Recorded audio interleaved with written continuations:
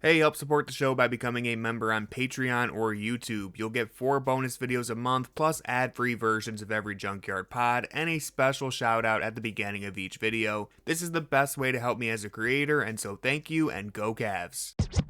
This is the moment we've all been waiting for the thousands in attendance and the millions watching around the world.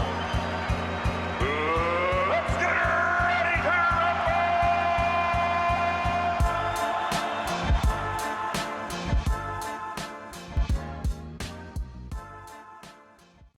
Welcome to the Junkyard Pod. I'm Tony Pesta, joined by Jackson Flickinger and the Cleveland Cavaliers. Kind of a disappointing game, it's like they're right on the verge of making history. They're 3 points away from the largest win in NBA playoff history. And, Chumo, KK, Javonte Green just didn't really understand the moment. The Miami Heat did. Shrinked. Huge three at the end to cut it from a 60-point game down.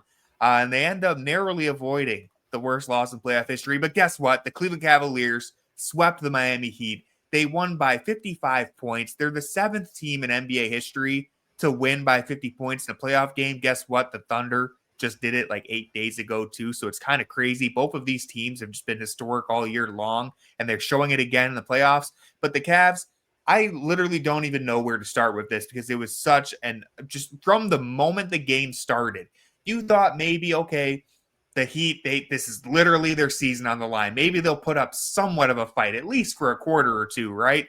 Jarrett Allen said, actually, I'll take that. 4 times in the first quarter, he said, I'll take the ball. And just the first play of the game was Jarrett Allen stealing the ball, going coast to coast. And I think he kind of backed away from the LeBron comparisons. He said, all right, I don't want people to get carried away. I'll just do a normal Statue of Liberty dunk. But Jarrett Allen was awesome in the first minute of this game. And the Cavs, the score in the first quarter at one point was 30-8. That was a real score. The Cavs were up 38. This was never a game start to finish. Jackson, Cavs just swept the Heat behind one of the most dominant games we've ever seen. What are your thoughts? So my first thought is Donovan Mitchell. The Cavs have played 3 closeout games with Donovan Mitchell as a Cavalier. He has gone off in all 3 of those games. You think of game 6 against the Magic. The Cavs didn't win that game, but he almost willed them the victory in a game that they had no business winning. Again, they didn't win. 50 points, right? That's the 50-point game. And then game 7, he takes them from down 20-something to, winning that game comfortably. And it, they had nothing go in that game, and he put the team on his back. Today, he got them going early. I thought, Jarrett Allen was also great. I don't want to take anything away from Jarrett Allen, so that's not what I'm doing here. But Donovan Mitchell was also great. He came out, he set the tone. I don't have the number of first quarter points in front of me. I pulled up the wrong article. He hit at least a couple threes off of my count, and they were like moon shots. I mean, just absolute this is what the Cavs did today that I think was so impressive. Aside from winning a basketball game by 50 points, it's kind of what I said at the start. This was Miami legit. They should have been fighting for their lives, right? And you could see maybe the Cavs naturally, you take a little bit of a step back. Nope, not at all. They came out, jumped on their opponent right away, completely just demolished them start to finish. 0 let up from anybody. And Donovan Mitchell, Jarrett Allen, honestly, it's not just them, everyone on the roster, but especially Mitchell and Allen in that first quarter set the tone early with the defense, with the shot making. They were all over Miami. It was clear that they wanted to end this series tonight. And at no point, even in games 1 through 3, there were times where they kind of let Miami go on an 8-0 run here, a little run there to get it back into somewhat manageable distance. This game, at no point did Miami even look like they had a chance. They looked hopeless. There were plays where they looked completely demoralized, and that's a huge credit to Mitchell and Allen for setting the tone early, but the rest of the guys just kept their foot on the gas all night long. Yeah, going back to the Mitchell point, he had 13 points and 3 assists in the opening frame, so he accounted for 20 points. Miami Heat, I don't know if you know this, they only scored 17 in the first quarter. So Mitchell, coming out and setting the tone like that, I thought was huge. He hit a couple threes that were, I think just kind of let Miami know, some off the dribble threes that were hey, this is going to be my game. I'm not going to, he was bad in game 3. He came out in game 4 and said, hey, I am the best player in this series. I am way better than Tyler Herro, who scored as many points as Tristan Thompson tonight. And I'm going to go out and show it. And I think that's something that when your best player comes out and sets the tone like that, and then you also have an aggressive Jarrett Allen, that's how you get the ball rolling. And then when you have a bench that has Ty Jerome and DeAndre Hunter coming in, it starts to steamroll. And one thing I did want to bring up is the Cavs did an excellent job of winning. Kenny Atkinson has talked about a bunch, winning the possession battle, winning the turnover battle, winning the second chance points battle. And the Cavs did that tonight. Every time I want to reference a stat, I have the wrong thing up.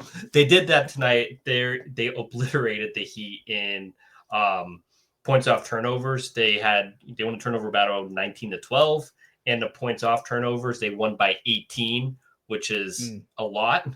And you could just combine like Donovan Mitchell playing good, that happening. They won the second chance points through 3 quarters, 14-9 before the fourth quarter, and the scrubs they lost a little bit the second chance points battle. But winning along those margins, when you win along the margins and you have a team that has considerably more talent, you're going to just blow teams out. And that's what we saw these last 2 games. The Cavs didn't demonstrably win those 2 areas in game 1.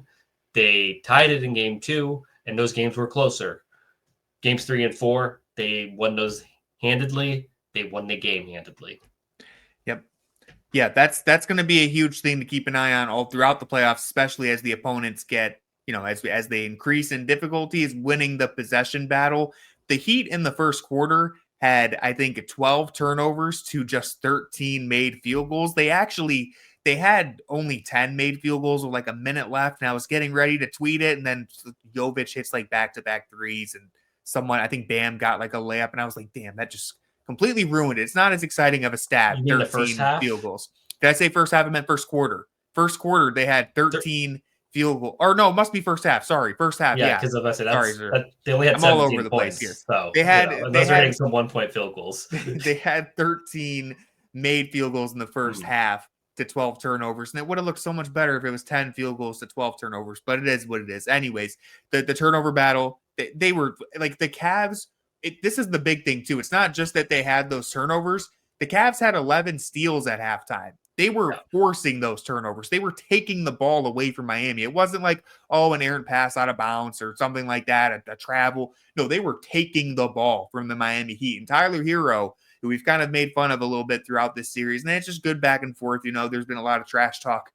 1 of 10 from the floor, 4 points in 31 minutes. He was a minus 44, 1 assist. Only 1 turnover, so, he didn't turn the ball over. But he entered this game shooting 11% from the mid-range in this series. Don't know what the updated number is. Can't imagine 1 of 10 from the floor helps that much, although he was 1 of 9 from the three-point line. So he only took 1 shot inside the three-point line. This was a 1-2-3 Cancun game if I've ever seen it. Tyler Herro didn't look like he wanted to play any more basketball. He was ready to get out of here. 9 3-pointers out of 10 field goal attempts, just 4 points. He was ready to go vacation. And so, the Cavs, they took it to Tyler Herro. They won the possession battle. There's a million different places we can go with this, Jackson. What's your next take from this Cavs game? My next take is you're not gonna like this one. Here we go. Isaac Okoro is not in the rotation. I think that beyond Isaac Okoro, for my takeaways, I framed it as Atkinson shrunk the rotation in game 4, and I think that's what's kind of the most important part, because I think it's going to be matchup dependent on whether Wade, Merrill, or Okoro plays, and obviously you're going to have Darius, Garland, so 2 of those 3 guys might not be playing. We got to talk about Wade. Don't let me forget. Just saying that. Remind me to come back to Wade. We'll talk about Wade. So he shrunk the rotation to 8 guys when it was meaningful basketball through the first 2.5 quarters, which is not something he's done previously. Before, he went with a 10-man rotation with Darius Garland out there and went with a 9-man rotation last game. Obviously, Kenny made a concerted effort to cut somebody out of the rotation, make this an 8-man rotation. He probably thought this was going to be the toughest game of the series. He was wrong. But I think that the overall point is that even though he's talked about wanting to have a 10-man rotation, he's going to be flexible with that in really close games. So I'm interested to see how that goes.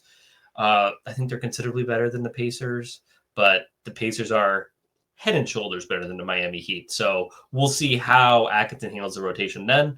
But I think that's worth pointing out.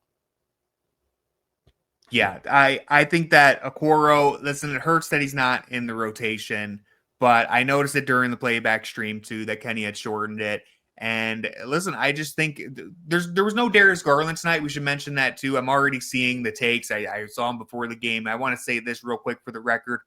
Not a single team in the history of sports, everybody, has been better without their best players. Okay, so don't think if you're already typing up they look so good without Darius Garland in the last 2 games. No team gets better without their best players. I understand that they were amazing.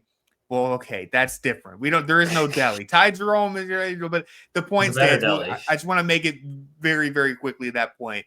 The Cavs have a higher ceiling with Darius Garland. Now, this was the largest. I don't know if you saw this. I just saw this on Twitter. This was the largest point differential in a 4-game series of all time. The Cavs absolutely took it to the Miami Heat. And listen, winning by 55 in 1 game certainly helps, like I said, but just an all-around beatdown. I tweeted this out right before we started recording, but I wanted to say this on the stream too. In round 1, the averages, just the shooting numbers here. Donovan Mitchell averaged 24 points on 48% field goal shooting, 46% from the three-point line. Mobley, 16 points on 60% field goal percentage, 47% from the three-point line. By my count, he had 8 3-pointers in this series, consistently punishing Miami for leaving him open. Ty Jerome, 16 points on 50% three-point shooting. DeAndre Hunter, 13 points per game on 62% three-point shooting. This man was a flamethrower. Jarrett Allen, 14 points. Well, yeah, and that's the thing is he didn't even shoot good in game 1, and he finished 62%. It's crazy. And then Jarrett Allen, the last one that I'll read off, 14 points per game on 78% shooting from the floor. The man couldn't miss. The Cavs in general couldn't miss. This was an unbelievable shooting series. And I know that everyone's going to say, well, those numbers are going to come down, and I'm sure they will. But we've been saying that since October. These dudes can shoot. And one thing that impressed me about DeAndre Hunter, just to focus on him for a second, we've talked about it, it didn't even matter if there was someone on him. Andrew Wiggins repeatedly in this series was like, well, I'm going to guard people with my hands at my hips. And Max Strus and Andrew Wiggins were like, or not Andrew Wiggins, Max Strus and DeAndre Hunter were like, all right, I'm just going to shoot over top of you then. You don't have your hand up. I'm just going to shoot it. And sure, you're all up in my jersey, but you're not affecting my shot. And so obviously moving forward, you're going to assume that people are going to defend those guys a little bit better. But the fact that you have that, the fact that you have someone like DeAndre Hunter who can just pull up over anybody and shoot 62% from the three-point line. This is the point that I wanted to make about Dean Wade, because he was solid today. He was good. You look at it, Dean Wade had 5 points today. Those are the first points he had scored in this series, his first points in the playoffs. And if you had good for Dean, honestly, shout out to Dean Wade. Shouts. But if this was the case last year or 2 years ago, that could have been a detrimental outcome. You could have been like, oh my God, they need Dean Wade to give them something, like, please, Dean Wade. Now it's like, okay, Dean Wade's not giving us anything, but when he gives us a little bit of something, even just the 5 points tonight, 7 rebounds, and like really, really good defense, you're just on top of everything else that's going right for the Cavs. If you're Miami, you're just like, what are we supposed to do? We can't even win. The 9th man in the rotation is destroying us. Like, we can't even beat the 9th man. 8th man wherever. Maybe I miscounted. Okay, sure, but still, it's like we can't even beat that guy. And it's just like it's a testament to the Cavs' depth. It's honestly, I'm not even saying this to diminish Dean Wade, but it's like if he's your 8th guy, he's a really, really good option. When he's like your only wing, it's a little, scary. But when you don't have to rely on him that much, and he can come in and just play defense and eventually score the ball a little bit and rebound, he's so useful. And I think we're going to continue to see him be useful in those limited minutes and maybe even get more minutes depending on the matchup. But try to give a shout out to Dean Wade and also put it into perspective how far we've come, that Dean Wade can go scoreless through 3 games and still be like a pretty big positive by the end of it. The next area I want to take it, I want to shift gears a little bit. Let's talk about DeAndre Hunter a little bit more. The Fear the Sword commenters, they always get up in arms whenever we write about DeAndre Hunter. I noticed this as well. Yeah, they're just waiting to fight about DeAndre Hunter, and whenever we give them a reason to do it, they get excited. So anyways, one of my points has been that when DeAndre Hunter is at his best, he can look like one of the best wings in the league for stretches. And the good thing about the Cavs is that, well, one, DeAndre Hunter isn't one of the best wings in the league because he's really inconsistent. His rebounding's inconsistent. Although he did, I don't know if you were paying attention, he forced a loose ball foul on Miami by trying to box somebody out today. So that was pretty cool. I missed that. That's a little lesson from Tristan Thompson. Cool. Yeah. I mean, and he got one rebound, so that's also cool. Yeah. But so he's not one of the best wings in the league. But when he feels like what Andrew Wiggins was to the 2022 Warriors, that's what, or was it 23? It was 20. It was 22. It was 22. Yeah, right? The 22 Warrior. Sure. The 22 Warriors, it feels like that's what DeAndre Hunter could be to this Cavs team, where like the Warriors were a great team when they had, they're a great team because of Steph and Clay and Draymond. But then when Andrew Wiggins would drop 20 points in a game, you just felt like, man, how do we stop this Warriors team? They went on to win a championship. And I feel the same way about DeAndre Hunter. 6'9", his shot, you mentioned earlier, his shot can feel unblockable. When he gets it going, he's just such a good offensive player. And he's the fifth most important, sixth most important, seventh most important guy on the Cavs. And that's crazy. That's where it's like, if you get 4 DeAndre Hunter games against the Boston Celtics, you will win that series.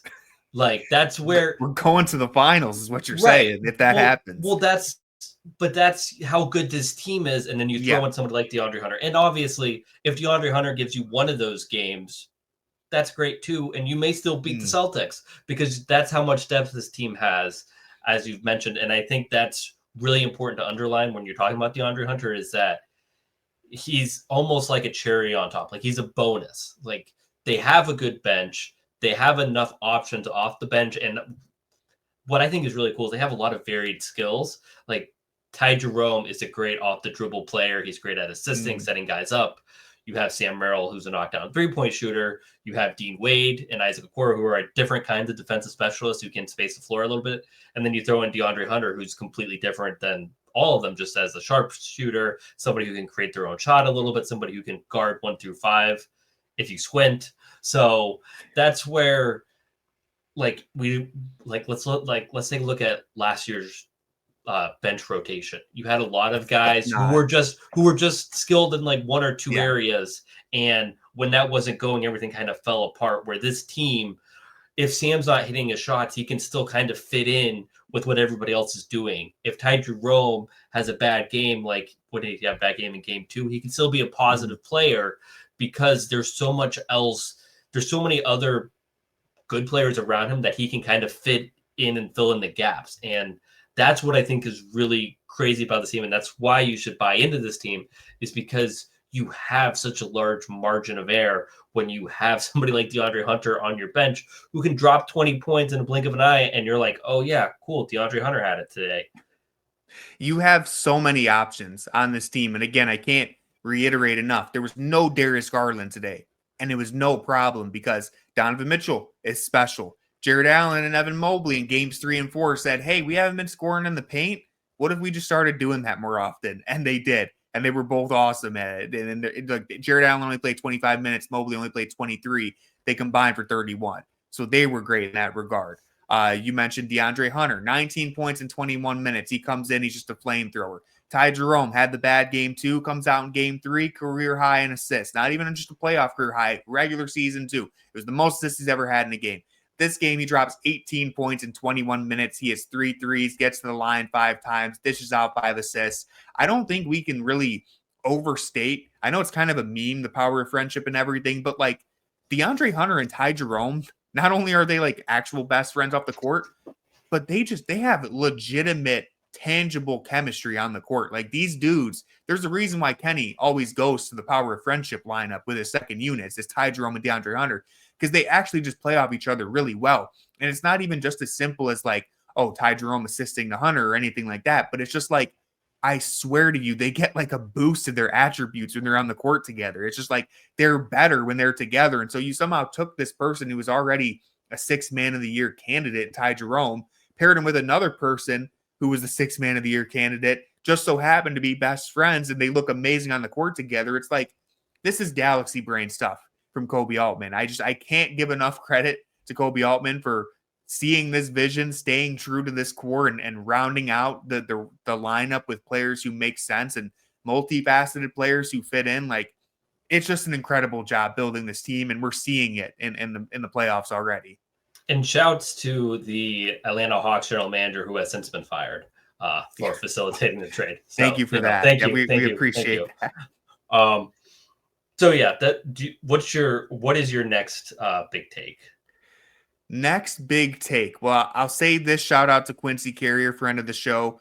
We beat Miami by one full Tristan Thompson quarter today in an elimination game. That's pretty crazy. It deserves to be mentioned. Tristan Thompson, 7 rebounds in 12 minutes. You know what the man's going to do. He's out there. He's going to grab rebounds. But if I can, let's see. Can I give like a meaningful take? Okay, I'll say this. Okay. Max Strus, 1 of 6 today. Bad time for me to drop my Max Strus manifesto. He was amazing in game 3. Didn't have it on offense today. I will say, though, part of the reason why the defense was so good, we talk about the offense. They put up 138 points in this game, by the way.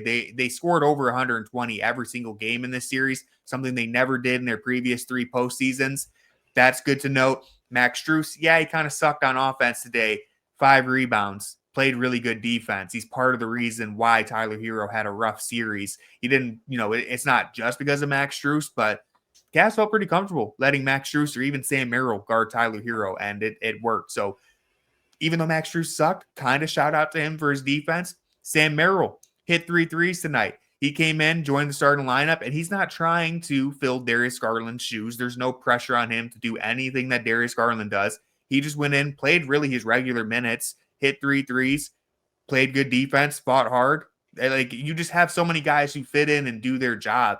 And if one guy doesn't have it, you can bet that 1 or 2 of the other guys do. And that's why the Cavs have been so good all year long. We're just seeing this depth consistently prove itself. Okay. So I have one take before I get to my Galaxy Brain take. So do you want my one quick take? Yeah. Let's warm Evan it Mobley. up. I thought that Evan Mobley was great. Wasn't like a standout game, but I really liked he took like back-to-back step-in threes in like the second quarter, just kind of saying like, hey guys, like it's the playoffs. I'm a shooter now. You're gonna have to guard me out here. He missed one, but he also made one too. And I think just his willingness to keep expanding his game is really impressive. So just thought that it was worth highlighting that Evan Mobley's doing a lot of great stuff, even on nights when it's easier to focus on the other 22 guys doing great stuff. Are you ready for my take? Yeah. Real quick on Evan Mobley, I'll just say first game, he struggled. Rest of the series, dude was great on offense. Is he averaging 30 points per game? No. It's a very well-balanced approach from the Cavs. But Evan Mobley looked very good on offense, and especially from the three-point line. It was really encouraging to see. Let's hear this big Galaxy Brain take. Are you about to burn my eyebrows off? What should I prepare? Oh, God. The Cleveland Cavaliers are who the Miami Heat think they are. The Cleveland Cavaliers culture is no more. The Cleveland Cavaliers and Miami Heat will always be connected because of LeBron or Raymond James. And I think there's always been this juxtaposition where Miami was the team that had the culture and the team that built an actual team around him, whereas Cleveland doesn't know what they're doing without LeBron, and they don't have anything to fall back on. And I think that since both of them have left, since LeBron has left both of these teams, Miami has gone to the finals twice. I want to acknowledge that. But Cleveland has built something sustainable, more sustainable than Miami has ever built. And they built it through multiple players fitting into a system that actually makes sense and not built around one player. The Miami Heat, the most games they have won in a season in the decade that LeBron has been gone, is 53. The Cleveland Cavaliers won 64. The Miami Heat have only been as good as their star player. When it was LeBron James, they were only as good as LeBron James. When Jimmy Butler was in Miami, they were only as good as Jimmy Butler. They went to the finals because Jimmy Butler carried him with his bare hands all the way through to the finals. This Cleveland Cavaliers team, we talked about Donovan Mitchell. Yeah, he had a bad game, in game 3. The Cavs won by 30 something. This game, he comes out on fire. The Cavs won by 55. Like, this isn't a Donovan Mitchell team. This isn't an Evan Mobley team. This isn't a Darius Garland team. This is a team of 10 guys who all fit into individualized roles, and it's just a, team in every sense of the word. The Miami Heat have never had that, even though they have branded it like they have been that. And I think this was on full display. The Heat try to talk about how they're always competitive, how they're always building a winning product. They kept showing Pat Riley on the sidelines, just thinking, you can imagine what's going through his head. Like, I'm glad that my 38-win team won these 2 meaningless playing games just to get blown out by a combined 142 points in 4 games. And now I don't have a chance at getting Cooper flag. Like, the Heat, their arrogance has kept them from building something sustainable. They always want to just lure the next star. They always want to build around the margins. They want to, they want to win on these draft picks that are outside the lottery. The Cavs were humble enough to say, hey, we're going to tear it down. We're not a free agent destination. We're going to go into the draft and we're going to draft good players. And they consistently did that. Every player that they drafted is in their rotation, or they traded them away for a star player who didn't want to come to the team. Donovan Mitchell didn't say, trade me to Cleveland or anywhere else. The Cavs took a swing. They traded for Donovan Mitchell and they got him to resign. And I think it's easy to talk about the Cavs as like just a franchise that exists because LeBron James grew up 30 minutes away. And it's, these last 5, 6, 7 years, Kobe Altman has shown that there is more to the Cleveland Cavaliers than just LeBron James. And he built something sustainable. And I think showing that in such a demonstrative way against the team that LeBron chose to go to instead of staying with Miami because of Pat Riley, because of his history of what he can build as a winner, because of all the championships that he's won, means something. And I think that was on full display as Ty Jerome just kept raining down half-court threes, and they bring in Javonte Green, and he's just dunking on people. Like, if Javonte Green was on the Heat, he would be like their first guy off the bench, second guy off the bench, it's crazy. And that's where it's like the Cavs, they don't trademark Cavs culture. They don't have any stupid slogans, but what they do have is they have a system of identifying talent, bringing that talent in, and getting them to fit in with what they have. And the Cavs, they may never go to a championship because going to a finals requires luck, and it may never break right in the next 5, 6, 7 years, but the Cavs are set up to be a consistent 55-plus win team, something that the Heat would like to say, but they have never gotten to. So that's what I want to. That's my take. So basically what you're saying, Kobe Altman, big fish, Pat Riley, little fish. This is the take. Hey, you know what? Historically, I would disagree, but hey, right now I can't disagree with you. We're talking about since 2015. I think this is a great take. Kobe Altman has knocked it out the park. Actually, here's a tweet that I had bookmarked that I wanted to share, and you set it up perfectly. They said, a sweep is always impressive, but when you consider that the Cavs did this to the hardest working, best conditioned, most professional, unselfish, toughest, meanest, nastiest team in the NBA, the respect absolutely goes up a level. And if anyone doesn't know, that's what the Miami Heat used to have on their court. Literally that entire annoying tagline, slogan, Heat culture, all this. Guess what? Heat culture, a lot of it was Jimmy Butler. A lot of it was Max Strus, to be completely honest. He's brought a little bit of that here. I don't think it really exists anymore. And I'll give credit to Davion Mitchell. He might have been the best player in the series for Miami. He's like the only person who I think was still embodying some of that. Didn't start the year in Miami. Exactly. See, so he brought it over. They're shipping it from other teams. Exported, but imported. Imported yeah. Heat culture. No tariffs on the Davion Mitchell pickup.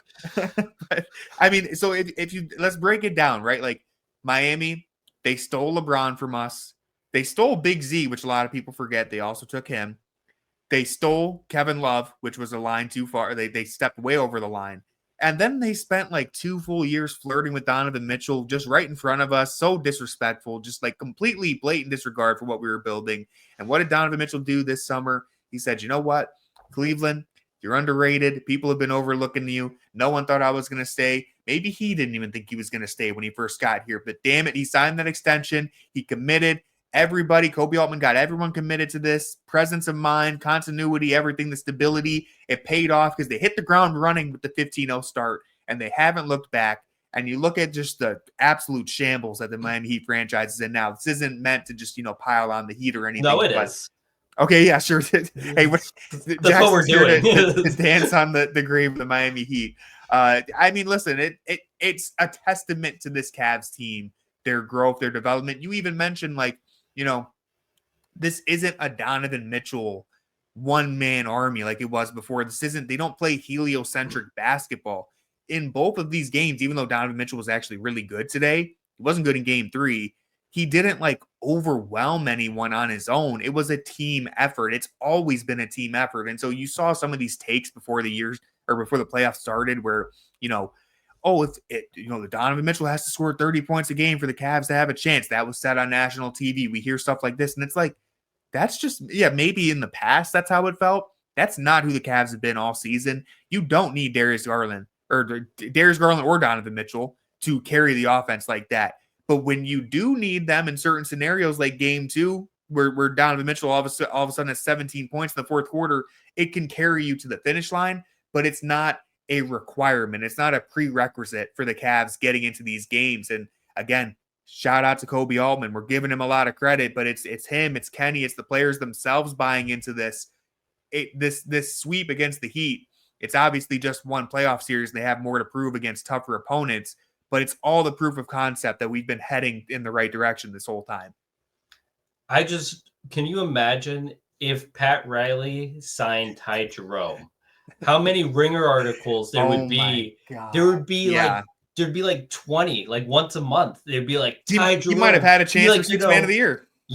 Pat Riley just does it again. He finds another diamond in the rough. Nobody else saw him. And, he'd be giving interviews about how I saw his work ethic. He just fit into what we wanted, the Heat culture. It would be it'd be insane.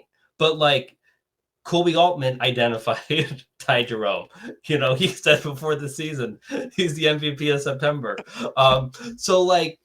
That's just the kind of stuff that they've been winning around the margins and stuff. And everybody knew that DeAndre Hunter trade was good. But imagine if the Heat pull off the DeAndre Hunter trade and they had this core, it'd be they went out and they saw that this guy fit perfectly into was the perfect puzzle piece, and just Pat Riley knows everything. He's just so smart. And Pat Riley earned that reputation. So I don't want to act like he didn't, when you win 1 million championships with the Lakers and you're great with the Knicks and you build a championship team in Miami, they won 3 championships with him, either as a coach or in the front office. So he's earned his reputation, and rightfully so. But in the last 10 years, got to look at the resume and just what are we building here? Are we winning around the margins the same way that people like to pretend that they are? And I would say no. Yeah, no, I agree with you. I think that was a great take. Let's see. Do you have any other takes before we kind of wrap up? And I have 2 more things that I want to ask / topics to get to, but they're very quick and they're not really focused on this game or this series. So any final takes from game 4 of the series as a whole? The Heat suck. The Cavs won their 37th game in the end of January. The Heat won 37 games all year. I don't think we learned a whole lot about this team that we didn't already know, but it is good to see a level of maturity that we haven't seen in the past in these situations. Jarrett Allen has been ridiculed for his playoff performances before. He comes out and he's just phenomenal. So I think that things like that mean something, even though I don't think we can take a whole lot of X's and O's, you know what I mean? This, the heater pad. Yeah, it's what I feel like I've said this a bunch, but it's you can only prove so much in the 1-8 matchup, just like you can only prove so much in the regular season, just like you can only prove so much in preseason, summer league, whatever it may be. But when you see positive results, they're positive results, right? Like the Cavs coming out and winning by literally the biggest point differential in a 4-game sweep ever, that means something. Now, you can't necessarily translate that to say, well, they're going to win the championship and it's guaranteed. Like we have more challenges on the horizon, but so far they're clearing everything in front of them. And I saw this tweet and I had to mention it. Just let the record show once and for all that the 2014-15 Atlanta Hawks in the first round of their playoffs, they played a 38-win team and it took them 6 games to escape. They were in a dogfight with a 38-win Brooklyn Net team. And so I know we were way past that comparison, but I wanted to mention it because there's levels to this. All right. Shout out to Al Horford. But shout out to Al Horford. Two more topics very quickly. Well, he was good last night, but he was bad the game before. Anyways. Yeah. We'll hopefully we'll be talking to Al Horford in a playoff series hopefully soon. Not. Well, yeah, actually, it would probably be better for us. But last thing, Cavs Heat related. And then I want to ask about the Pacers very quickly. We won't do a full preview on that just yet. Do we both want to sit down, kind of think about what that matchup would look like before we do a full episode? But I did see one more tweet that I wanted to get your thoughts on. Someone said the Cavs are doing to the Heat what one gorilla would do to 100 guys. Have you seen this discourse? I've seen the discourse, but I've tried to stay away from it and not actually learn too much. So you're just gonna have to. I'm just gonna nod and say. You're not taking a side, one gorilla or 100 people. You're not taking a side. 100 people is a lot of people. That's what I would say. It is a lot of people, but gorillas are extremely strong. I feel like I'm taking the gorilla. I'm taking the gorilla. All right, we can agree to disagree on that. Anyways, the last topic that I wanted to get to in all seriousness, and we'll go very quickly. General thoughts, instant prediction. Cavs, let's assume it's the Pacers coming out. We don't know for sure. We don't know how the healthy Darius Garland will be, anything like that. Let's just say right now, immediate reaction, Cavs, Pacers, how many games does it go? Who wins? Cavs in 5. I think that the Cavs are a considerable step above the Pacers. I think that the Cavs have had trouble with the Pacers this year, but they've been a lot of self-inflicted problems. Like there was one game where they turned it over 3 times in the backcourt, just because they forgot how to handle pressure. And I trust Ty Jerome and Donovan Mitchell to not do that when the games actually matter. I think that Indiana's pace can give teams problems, and they can be a tough team to keep up with if you don't have a high-powered offense. Check this out. The Cleveland Cavaliers have a better offense, a considerably better offense. They're comfortable playing at that pace. Like if Indiana says, hey, we want to play, like there were games this series where the pace was at 80.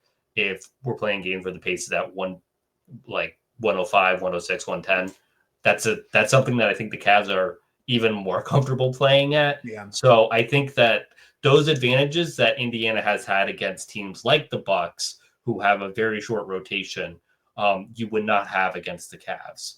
Mm-hmm. So, and then you look at the Cavs have a deep bench. I think they have higher talented players. Donovan Mitchell, I think, is above Tyrese Halliburton. I think he's above Pascal Siakam. Mm-hmm. They don't have a Jarrett Allen. They don't have an Evan Mobley. They don't have a Darius Garland. So the Cavs have a deeper bench. Would you rather have TJ McConnell or Ty Jerome? Give me Ty Jerome. So, I think that there's just a lot of advantages that the Cavs have. And I think that they stylistically aren't going to run into the same pitfalls that some of the other teams that have faced the Pacers have. Like, you think of the Pacers last year when they were a better team and they went to the Eastern Conference Finals. They were able to, speed past New York, who doesn't like to play that fast style and who kind of had the wheels fall off. But when they played injured. But when they played the Celtics, who are obviously a good team but are comfortable playing in that style, their talents showed through in the end. And I know that a lot of those games were close, but the Celtics, when the rubber hit the road, their talent showed through. And I think that's going to happen again. Yeah, I'd pick Cavs in 5 right now. I would hedge my bet at Cavs in 6. I think not to oversimplify it, but again, because this is just our immediate prediction. Like you said it, Cavs are the better defensive team when they want to be by a wide margin, I would say. And I think Indiana's improved quite a bit defensively from where they used to be. But like the Cavs, when they're locked in, are still like an elite defense. Then on offense, I mean, it's like that was the one advantage that Indiana had over the Cavs in years past is their offense is very high powered. Now, it's like if both teams are hot, the Cavs can win that matchup easily, even if Indiana's scoring.